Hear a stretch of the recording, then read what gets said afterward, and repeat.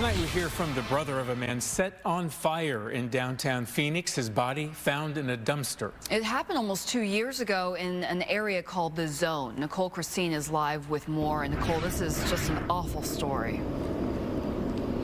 Oh, what an awful way. So much suffering involved in this death. Now, we know that on Friday, when one of Geoffrey Rugwiro's accused killers was sentenced, Maricopa County Attorney Rachel Mitchell had this to say about what they did. I want to read it directly to you, this powerful quote. She called it an, quote, unimaginable amount of cruelty and an immense disregard for the victim's life. Now, this area behind me, formerly known as the Zone, was a former hotbed of violence and cruelty, and of course Geoffrey, one of those victims, just dying in a way that most of us cannot imagine. Now the Zone gone, but Geoffrey's family forced to suffer and deal with this long wait for justice that is partly done now.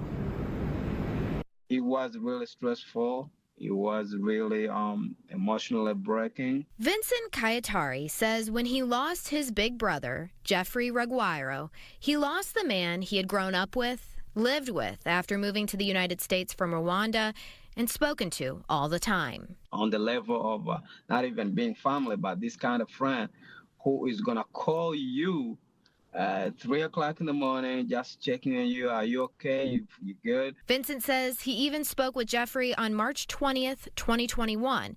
That was for the last time, though. That's because the next day, police say Geoffrey was beaten to death, his body then burned and left in a dumpster inside what used to be the Zone near downtown Phoenix.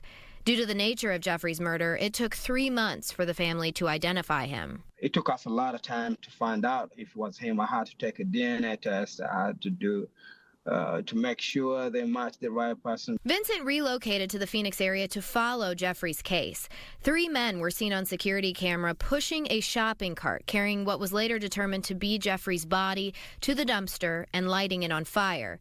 One of them was Dave Dinkins, who was sentenced to 42 years for the crime on Friday. His co-defendant, Isaiah Baskin, is still awaiting trial for multiple charges, including murder. On one of the parties, justice was served. It doesn't bring Geoffrey back, but at least we sit back and say, okay. They put him in trash. They are not in trash, but they are somewhere that they will need to be for the rest of their lives, or, until they cannot do nothing after 42 years. Now, the county attorney's office did drop charges against a third suspect back in 2023. We reached out today for an update and are still awaiting information on why those charges were dropped in this case. Now, as for Geoffrey and Vincent's family, Vincent said that several family members actually flew in from Rwanda on Friday for the sentencing, and they'll likely come back when Baskin's trial is underway. Vincent said that strong family core and their faith were both things that he leaned on during this time. Reporting live in downtown Phoenix, Nicole Christine, Fox 10 News. Yeah, that's hard. All right, Nicole, thank you.